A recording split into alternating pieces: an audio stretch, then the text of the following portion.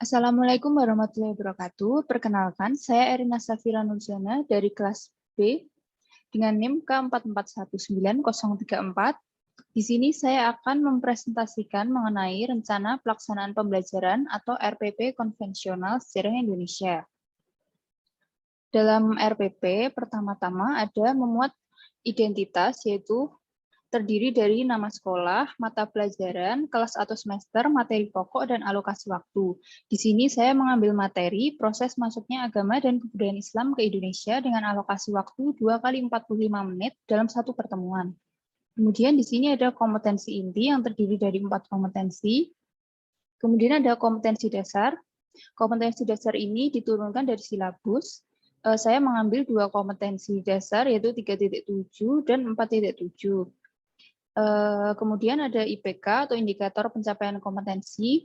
IPK ini diturunkan dari kompetensi dasar. Di sini saya menurunkan 6 IPK dari KD 3.7 dan 1 IPK dari KD 4.7. Kemudian ada tujuan pembelajaran.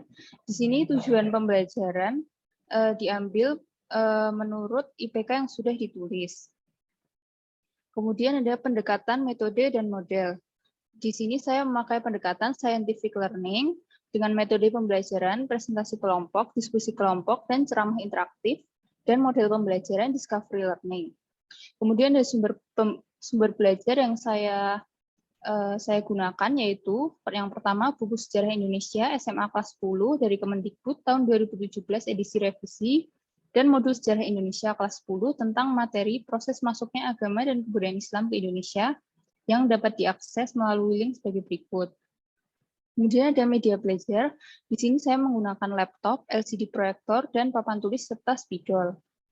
Kemudian ada bahan ajar yang saya gunakan, yaitu yang pertama bahan presentasi atau PowerPoint maupun sumber informasi atau data dari buku bacaan yang relevan dengan materi. Kemudian ada lembar kerja siswa.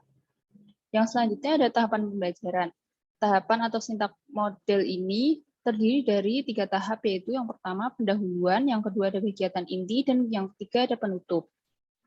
Kegiatan pembelajaran pada pendahuluan, pada intinya yaitu guru mengawali pembelajaran dengan berdoa dan memberikan apresiasi kepada siswa. Kemudian selanjutnya siswa mendapatkan nilai karakter yaitu religius dan gotong royong dengan estimasi waktu 15 menit. Kemudian ada kegiatan inti. Di sini kegiatan inti sesuai dengan metode pendekatan dan model yang digunakan.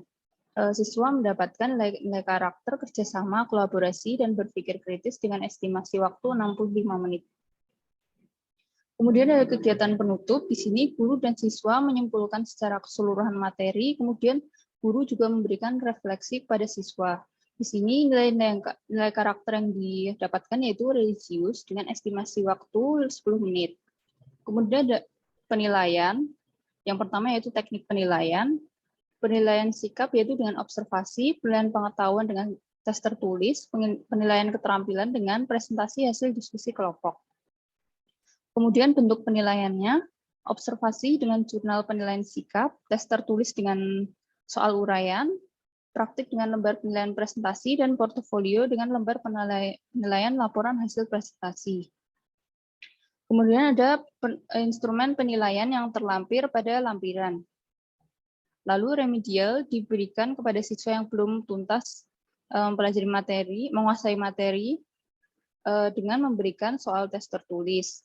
Kemudian pengayaan diberikan pada siswa yang telah menguasai materi dengan guru memberikan artikel-artikel untuk ditelaah oleh siswa. Kemudian di lampiran yang pertama yaitu penilaian sikap.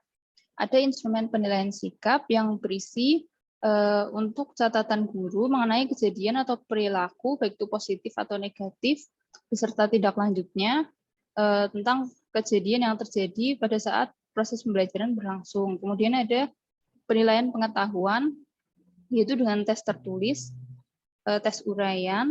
Di sini siswa diharapkan mengerjakan soal ini untuk menilai kemampuan kognitif mereka.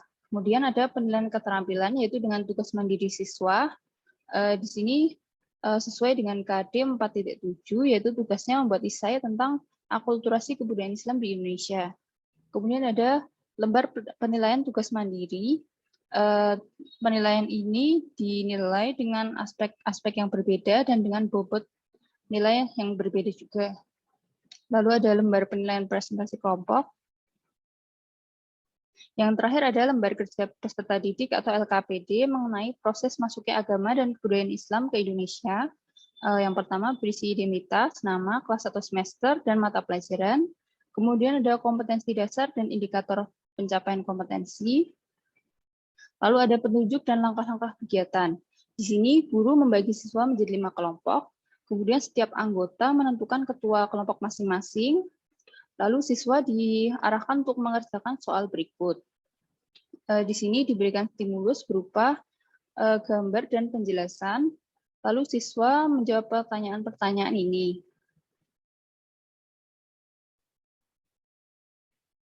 Lalu soal yang ketiga itu ada masing-masing kelompok memilih salah satu cara penyebaran Islam di Indonesia, dan tiap-tiap kelompok tidak boleh memilih topik yang sama.